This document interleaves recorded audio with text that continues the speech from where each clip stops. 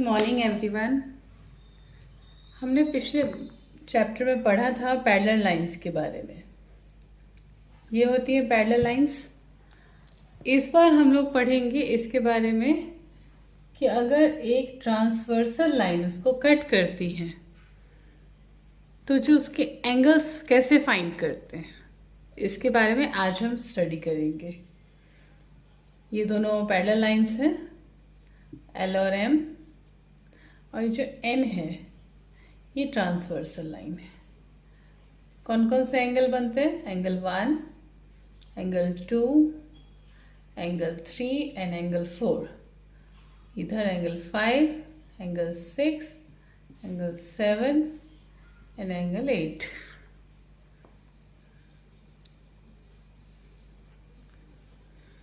ये 3 है।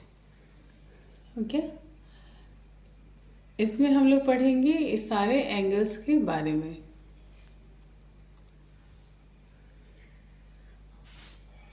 तो फर्स्ट रूल है कोरस्पॉन्डिंग एंगल।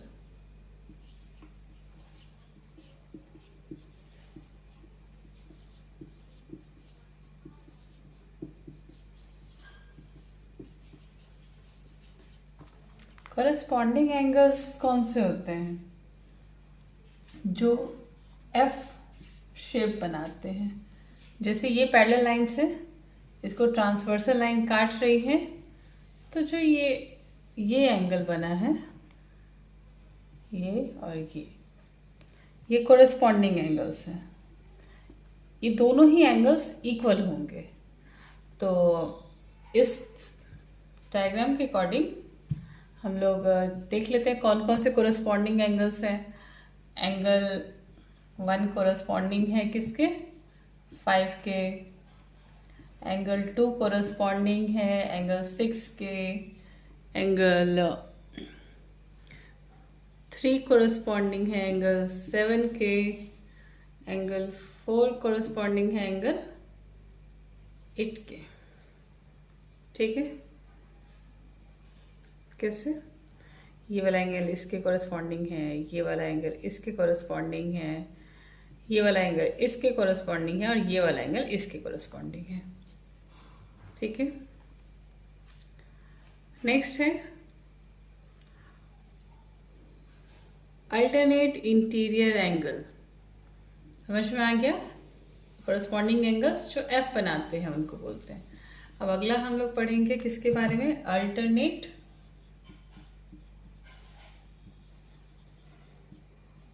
इंटीरियर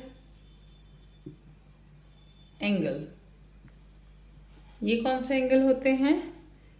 ये जेड शेप बनाते हैं, इंग्लिश का जेड बनाते हैं। जैसे कि ये दो पैरेलल लाइंस हैं, ये ट्रांसवर्सल लाइन काट रही है, तो ये देखिए जेड बन गया। तो इसमें ये जो एंगल्स हैं वो इक्वल होते हैं। अब इसमें अल्टरनेट इंटीरियर एंगल्स में कौन कौन से एंगल जेड बना रहे हैं? पहला तो ये एंगल कौन सा है? 3, और ये एंगल 5। तो ये एंगल्स इक्वल होंगे, ये बन रहा है। दूसरा एंगल बनेगा ये वाला और ये वाला। तो ये है कौन सा? सेकंड, ये है 8th। तो angle 2 is equal to angle 8। तो ये हमारे अल्टरनेट इंटीरियर एंगल्स बन रहे हैं। ये था फर्स्ट टाइप, ये सेकेंड। अब हम लोग पढ़ेंगे थर्ड टाइप के बारे में। थर्ड है को इंटीरियर एंगल। को इंटीरियर एंगल, इसमें U या C टाइप का लेटर बनता है। C बनता है या तो U बनता है। अभी जो हमारे पास दो पैरेलल लाइंस है, ट्रांसवर्सल लाइन कट करी, तो इसमें देखिए इधर C बन रहा है, इधर भी C बन रहा है। ये को इंटीरियर एंगल्स में जो एंगल्स हैं वो इक्वल नहीं होंगे। इसमें इन दोनों का जो सम है वो सप्लीमेंट्री एंगल बनेगा। मीन्स एंगल, ये वाला एंगल कौन सा है?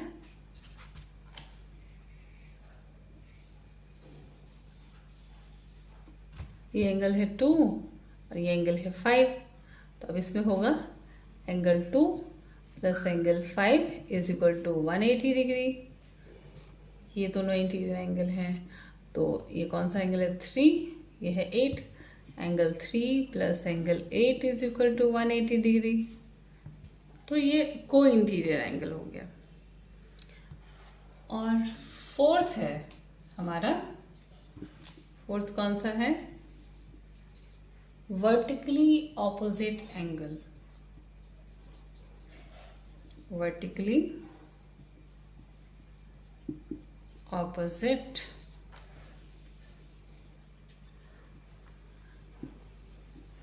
एंगल्स। इसमें x बनेगा। इसके लिए पैरेलल लाइन की जरूरत नहीं है। कोई भी दो ट्रांसवर्सल लाइन होंगी तो उसका ये एंगल इसके इक्वल होगा और ये एंगल इसके इक्वल होगा। अब इसमें देख लेते हैं कौन कौन से वर्टिकली ऑपोजिट एंगल्स हैं। तो angle 1 equal to angle 3 vertically opposite angle है। Angle 2 is equal to angle 4 vertically opposite angle है। Angle 5 is equal to angle 7 vertically opposite angle है। Angle 8 is equal to angle 6 vertically opposite angles है।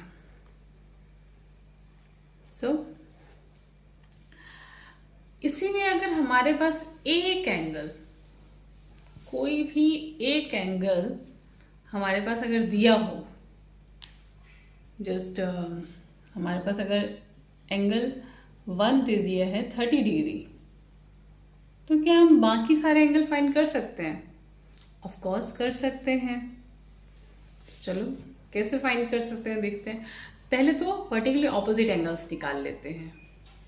तो हमने क्या किया था? Angle 1 is equal to angle 3। This imply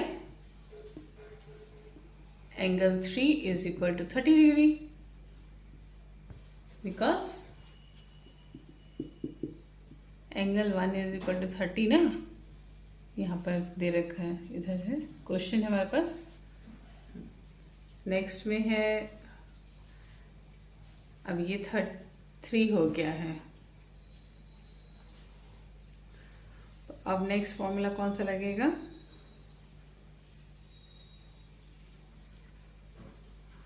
ये तो वर्टिकली ऑपोजिट एंगल हो गया, और कोरस्पॉन्डिंग एंगल कौन सा लगेगा? कोरस्पॉन्डिंग एंगल में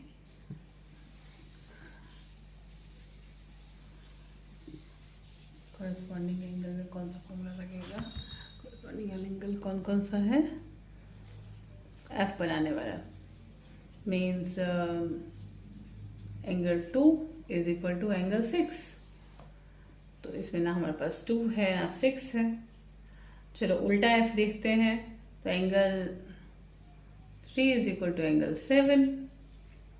हाँ, एंगल 3 तो हमारे पास 30 डिग्री है ना, यहाँ से एंगल 3 30 डिग्री निकल गया, तो एंगल 7 कितना होगा? It is also 30 degree. ठीक है, 2 एंगल्स निकल गए हमारे पास। चलिए जो जो निकलता जा रहा है ना उसको यहाँ लिखते जाते हैं।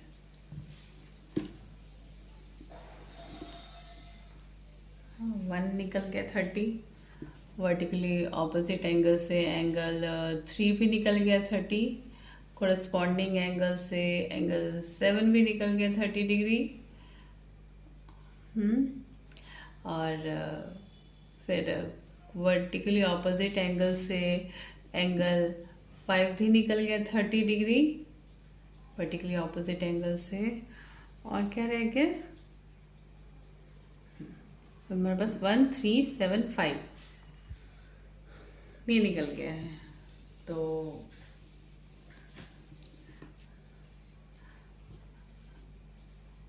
अल्टरनेट इंटीरियर एंगल 3 और 5 तो है हमारे पास।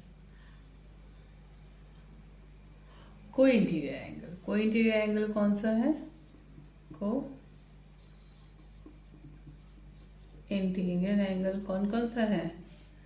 Angle 2 plus angle 5 is equal to 180।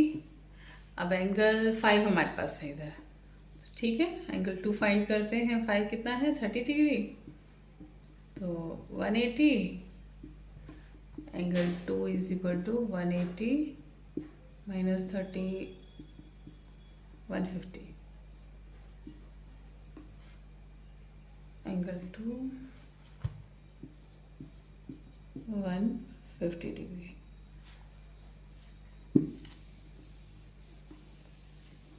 Angle 2 भी निकल गया। एंगल 2 अगर है तो एंगल 4 पर्टिकुलरली ऑपोजिट एंगल से 150 आ गया। अब 6 और 8 बच गया है, एंगल 6 और एंगल 8।